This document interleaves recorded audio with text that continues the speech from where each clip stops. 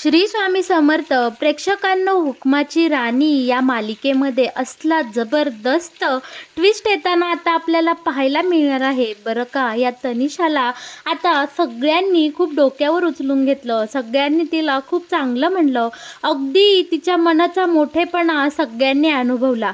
पण इंद्राने मात्र आता वेगळंच काही अनुभवताना आपल्याला पाहायला मिळणार आहे. आता इकडे ही तनिषा आपल्या मालतीचं राणीच्या विरोधात कशा प्रकारे कान भरत असते आणि इंद्राने ते सगळं कसं इकडे पाहिलेलं असतं. आणि आता बरं का प्रेक्षकांनो, इंद्रासमोर या राणीच्या मनाचा खोटेपणा आता उघड झालेला असतो आणि या सगळ्यामध्ये इंद्रा आता राणीची बाजू घेत या तनिषाला कसं त्याच्या घरापासून दूर करणार, अगदी धक्के मारतच आता या तनिषाला आपला इंद्रा घरातून हाकलून देणार आहे. आणि हे सगळं मालिकेत कशा प्रकारे घडत जाणार आहे हे सगळं पाहायला खरंच खूप गंमत येणार आहे. आणि तुम्हाला हे जर सगळं पाहायचं असेल तर तुम्ही आपला हा व्हिडिओ नक्की शेवटपर्यंत पहा, म्हणजे तुमचंही खूप सारं मनोरंजन इकडे होऊन जाईल.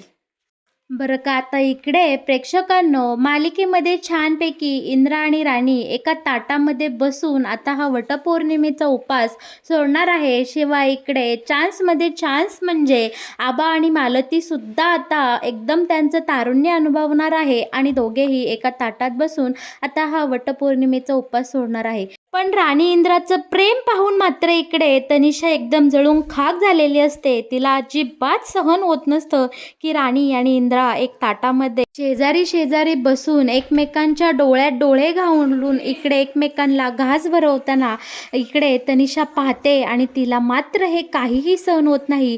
तिच्या डोळ्यामध्ये इकडे स्पष्ट दिसत असतं की तनिषाला या दोघांचं प्रेम पाहवत नाही, बघवत नाही. पण इकडे राणी आणि इंद्राचं मात्र कोणाकडे लक्ष नसतं. ते त्यांच्यात प्रेमामध्ये इकडे तल्लीन झालेले असतात आणि एकमेकांना छानपैकी इकडे सुखाचा घास भरवताना आपल्याला पाहायला मिळणार आहे. आता इकडे सगळ्यांचं छानपैकी जेवण होतं आणि आता ही तनिषा सगळ्यांना बोलत असते की खरंच तुमची फॅमिली खूप गोड आहे, खरं तर मला आवडलं असतं तुमच्या फॅमिलीचा एक भाग व्हायला किंवा मेंबर व्हायला. पण इंद्रा, बरं हे सगळं ठीक आहे, जाऊ दे, चल आता आपण उद्या आपली जी फॅक्टरी जेव्हा लिलावामध्ये मी जिंकले आहे ती माझ्या नावावर आहे, ती आपण उद्या तुझ्या नावावर करून घेऊया, कारण मला या फॅक्टरीमध्ये तसंही काहीच रस नाही. त्या फॅक्टरीचे बरेचसे निर्णय किंवा त्यातले जे काही विषय आहेत ते सगळे बारीक सारीक नाजूक विषय तुला अगदी अलगद माहिती आहेत. त्यामुळं मला असं वाटतंय की आपण ही कंपनी तुझ्या नावावर करूया. पण इकडे आता सगळे शॉक झालेले असतात आणि त्यांना असं हा शब्द ऐकून तनिषाच्या मोठेपणाचा हा आव पाहून इकडे असं वाटतं की बाप रे, 15 करोडची कंपनी ही तनिषा सहजपणे इंद्राच्या नावावर कशी बरं करायला तयार झाली. आणि तिचे हे शब्द ऐकताच मालती मात्र आता तनिषाच्या प्रेमातच पडलेली असते. तिचा हा पैशाचा भपका मालतीला अगदी इकडे भावून गेलेला असतो. पण राणी इकडे व्यवहाराने बोलते की तनिषा मॅडम, व्यवहार व्यवहाराच्या जागी, नातं नात्याच्या जागी. इंद्रा सर आणि तुमच्यामध्ये इतकंही काही रक्ताचं सक्कं नातं नाही की तुम्ही सहजपणे ती कंपनी त्यांच्या नावावर करसाल. तेव्हा आता इकडे तनिषा बोलते की अगं राणी, इंद्रा काही मला परका आहे का? तेव्हा राणी स्पष्टपणे बोलते की हो, इंद्रजित सर तुमच्यासाठी परकेच आहे, मैत्री मैत्रीच्या जागी आणि व्यवहार व्यवहाराच्या जागी. जोपर्यंत आम्ही तुमचे 15 करोड रुपये देत नाही तोपर्यंत तुम्ही ही कंपनी आमच्या नावावर म्हणजे इंद्रजित सरांच्या नावावर करायची नाही. जेव्हा हा व्यवहार पूर्ण होईल तेव्हाच तुम्ही ती कंपनी आमच्या नावावर करा. इकडे मात्र वारंवार सारखा आपल्या तनिषाला त्या माणसाचा फोन येत असतो पैशासाठी. तनिषा कट करत असते, पण इकडे राणी बोलते की अहो, महत्त्वाचा फोन असेल. इंद्राच्या आग्रहाखातर तनिषा तो फोन घेते आणि बाहेर निघून जाते. आता इकडे आबा बोलतात की चला आपण मस्तपैकी आईस्क्रीम खाऊया. आता आबा बोलतात माझं पोट फुल झालं आहे. पण इंद्राच्या आग्रहाने आता सगळेजण आईस्क्रीम खाण्यासाठी जमलेले असतात. पण ही तनिषा मात्र बाहेर फोनवर बोलत असते आणि तनिषा त्या माणसाला बोलत असते की हाऊ डे यू, तुझी हिंमत कशी झाली मला फोन करायची? अरे मी काय तुला हवेत दगड फेकायचे पैसे देणार होते का मूर्खा? तुला बोलले होते ना त्या हुकमाच्या राणी उद्ध्वस्त झाली पाहिजे, तिला त्या सगळ्या माशा इतक्याच चावल्या पाहिजे की तिची वटपौर्णिमेची पूजा अर्धवटच राहायला पाहिजे होती. पण असं काहीही झालं नाही. ती हुकमाची राणी एकदम ठणठणीत घरामध्ये आहे आणि तू माझ्याकडे कसले पैसे मागतो? एक फुटकी कवडीही तुला मिळणार नाही आणि परत यापुढे तू मला फोन करायचा नाही. इकडे तनिषा जेव्हा त्या माणसाला बडबड करत असते, नेमकी त्याच वेळी राणी पाठीमागे येऊन उभी राहिलेली असते. पण राणीने या तनिषाचं काहीही ऐकलं नसतं. पण तनिषा खूप घाबरून गेलेली असते बरं का. तिला वाटतं की राणीने माझं सगळं ऐकलं का काय? माझं भांडं फुटलं का काय?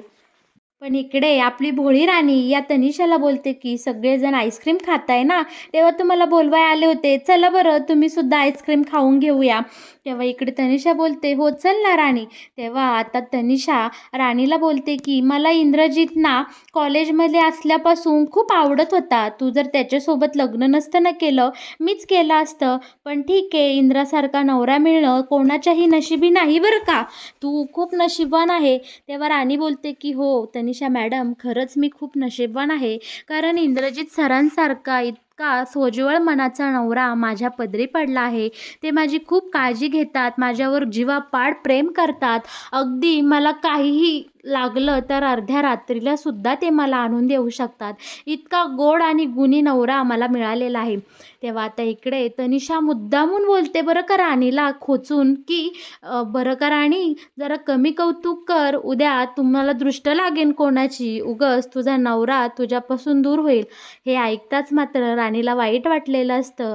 पण इकडे राणी वेळ मारून नेते. राणी बोलते की इंद्रजित सरांमध्ये आणि माझ्यामध्ये आता कुणीही तिसरं येऊ शकत नाही. आमच्यात व्हायचे तेवढे गैरसमज होऊन गेलेले आहे आणि हो, आमचं नातं आता अशा वळणावर येऊन थांबलंय की आमच्यामध्ये कुणीही तिसरी व्यक्ती येऊ शकत नाही किंवा कोणीही तिसरं माणूस आमच्यात गैरसमज करू शकत नाही. राणीचे हे शब्द ऐकताच मात्र तनिषाला खूप राग आलेला असतो. पण ती तिचा राग आवरते आणि राणीला बोलते, बरं चल आईस्क्रीम वितळून जाईल आणि दोघीही जणी आता आतमध्ये आईस्क्रीम खायला जातात. पण तनिषाचे शब्द मात्र राणीच्या मनावर कोरले गेलेले असतात आणि ती विचारात पडलेली असते की ही तनिषा नक्की असं का बोलली आणि तिच्या मनामध्ये नक्की काय चालू असेल. आता इकडे झोपायची वेळ झालेली असते. राणी छानपैकी फ्रेश होऊन आता तिच्या रूममध्ये गेलेली असते. तिथे इंद्रा राणीची वाटच पाहत असतो. राणी छानपैकी आवडीने इंद्रापाशी जाऊन बसते, हातात हात घालते, त्याच्या खांद्यावर डोकं ठेवते आणि बोलते की अहो तनिषा मॅडमची आणि तुमची मैत्री कधीपासून आहे हो? तेव्हा इंद्रा इकडे बोलतो, का गं, का बरं असं? अगं राणी, तू अचानक असं का बरं विचारते? तेव्हा राणी बोलते की तनिषा मॅडम किती हुशार आहेत ना आणि खूप डॅशिंगसुद्धा आहे, शिवाय देखण्यासुद्धा आहेत आणि त्या अगदी सहज रीतीने एवढी 15 करोडची कंपनी तुमच्या नावावर करायला निघाल्या. हे ऐकून जरा मला आश्चर्य वाटलं ना, म्हणून मी तुमच्याकडे चौकशी करते. आता इकडे इंद्राच्या लक्षात आलेलं असतं की राणीला जरा आता ह्या तनिषाविषयी काहीतरी वाटते म्हणूनच ती मला विचारते. तेव्हा इकडे इंद्रा मुद्दामून बोलतो की आम्ही आणि तनिषा कॉलेजमध्ये असल्यापासून खूप चांगले मित्र आहोत. तनिषाला मी खूप आवडत होतो. तेव्हा राणी बोलते, म्हणजे तुमचं आणि त्यांचं अफेअर होतं?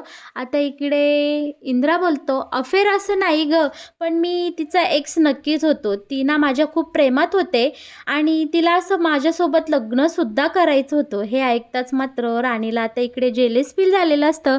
राणी बोलते की मग का नाही केलं तुम्ही लग्न त्यांच्यासोबत? तेव्हा आता इकडे इंद्रा बोलतो की अगं ते मधल्या काळात राहून गेलं. शिक्षणानिमित्त ती सुद्धा बाहेर देशी गेली. माझंही जाणं येणं दुसरीकडे झालं आणि हो, मी जर तनिषासोबत लग्न केलं असतं तर एवढी सुंदर देखणी हुकमाची राणी मला मिळाली असते का? आणि हो, जे काही माझ्या पदरात पडलंय ना त्यातच मी खूप खुश आहे. राणी, माझं तुझ्यावर खूप प्रेम आहे आणि तूच मला आता इथून पुढं मला आयुष्यभर सोबती हवे आहे. आता मला तिसरं कोणी नको. पण आता इकडे राणीला चांगलं कळून चुकलेलं असतं की या तनिषाच्या मनामध्ये माझ्या नवऱ्याविषयी नक्कीच प्रेम आहे आणि तिच्या मनामध्ये माझ्या नवऱ्याविषयी काहीतरी कुतूहल आहे. पण इकडे राणी आता इंद्राच्या ह्या गोड गोड बोलण्याला भुलते आणि छानपैकी या दोघांमधले प्रेमाचे क्षण आता आपल्याला पाहायला मिळणार आहे. आता राणी इंद्राकडं परमिशन मागते आणि बोलते की अहो, तुमच्या लक्षात आहे ना, तुमची हुकमाची राणी आता वकील झाली आहे, त्यामुळे मी आता माझी वकिली सुरू करू ना? तेव्हा इंद्रा बोलतो की अगं हो, कर की गं, बिंदास कर. तू एवढी शिकून मोठी झालीस, पास झाली, ते लोकांचे प्रश्न सोडवण्यासाठी आणि वकिली करण्यासाठीच. बिनधास्त तू तुझी वकिली सुरू कर. आणि मी सुद्धा आता फॅक्टरीच्या कामामध्ये इतका बिझी होऊन जाईल ना, की अगदी आपल्या दोघांना एकमेकांसाठी वेळही मिळणार नाही. मी शक्यतो सकाळी लवकर जाईल आणि रात्री उशिरा येईल. आता हे ऐकून मात्र राणी आपली उदास झालेली असते. ती बोलते की अहो, म्हणजे आपल्याला आता एकमेकांसाठी वेळ मिळणार नाही, मग काय उपयोग एवढा सगळा आपण डोलारा उभा करून. आता इकडे इंद्रा बोलतो, अगं राणी, मस्करी केली गं, आपल्याला बरोबर वेळ भेटेल. आणि इकडे इंद्रा छानपैकी राणीला त्या दोघांच्या कामाचं रुटीन समजावून सांगतो आणि या सगळ्यातून आपण एकमेकांसाठी कशाप्रकारे वेळ काढायचा आणि कशाप्रकारे आपलं आयुष्य छान एकमेकांच्या सोबतीने जगायचं हे सगळं सांगत असतो. बरं का, आता दोघेही बोलता बोलता झोपून जातात.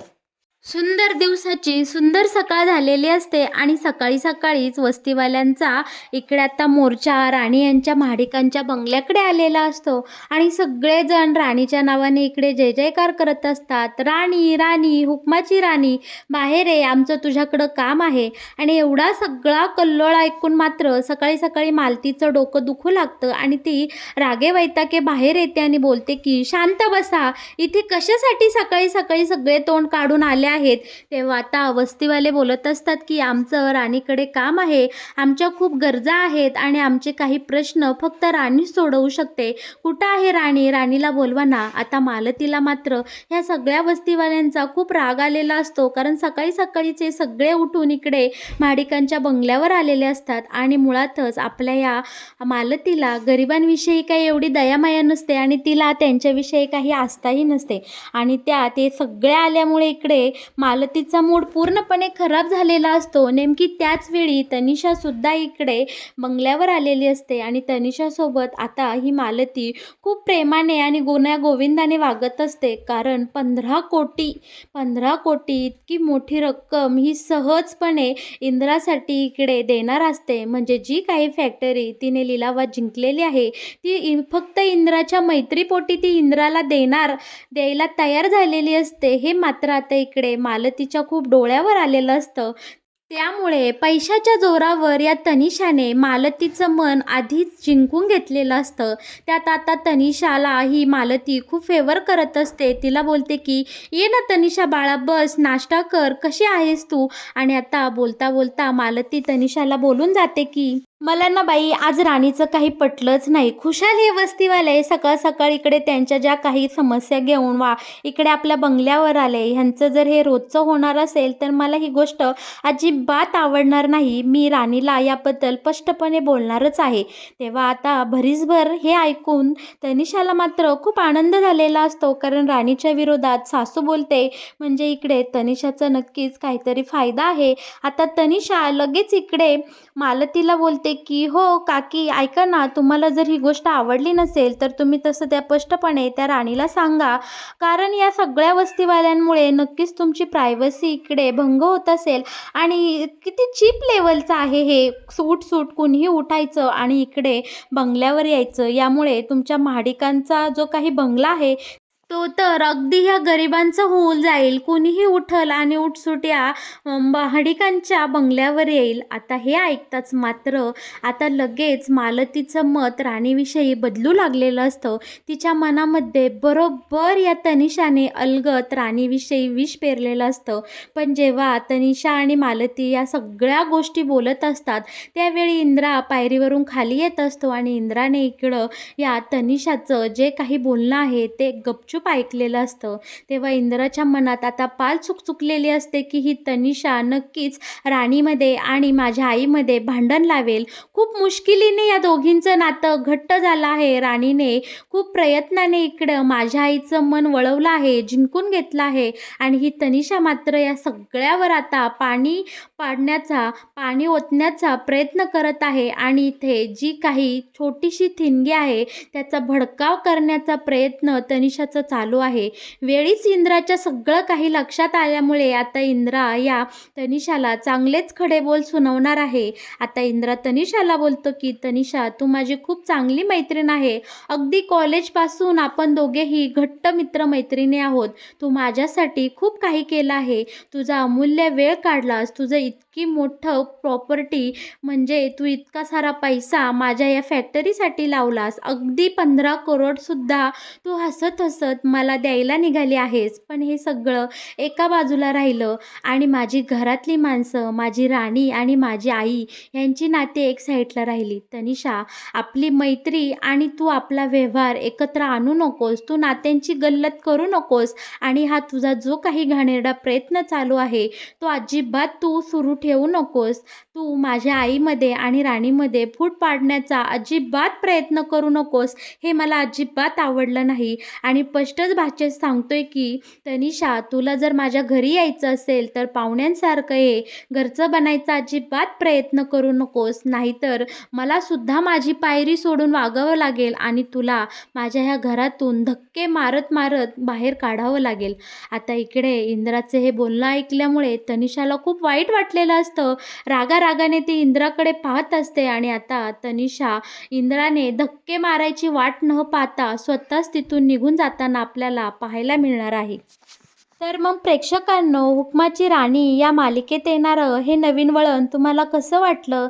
या मालिकेबद्दल तुमचे काही प्रश्न असतील तर तुम्ही नक्कीच आपल्या कमेंट बॉक्समध्ये तुमची प्रतिक्रिया नोंदवत जा. तुम्हाला तुमच्या प्रश्नांची उत्तरं नक्कीच मिळतील. आणि हो, या मालिकेविषयी असेच नवनवीन अपडेट जर तुम्हाला सगळ्यात आधी जाणून घ्यायचे असतील तर तुम्ही आपल्या या चॅनलला नक्की सबस्क्राईब करा आणि हो, आपल्या व्हिडिओला लाईक केल्याशिवाय अजिबात कुठे जाऊ नका. आपल्या इंद्राने राणीची बाजू सावरत या तनिषाचा चांगलाच माज जिरवलेला असतो आणि तनिषाला अशा काही खड्या शब्दामध्ये ऐकवलेलं असतं की धक्के न मारताच तनिषा घरातून गुपचूप निघून जाताना आपल्याला पाहायला मिळणार आहे.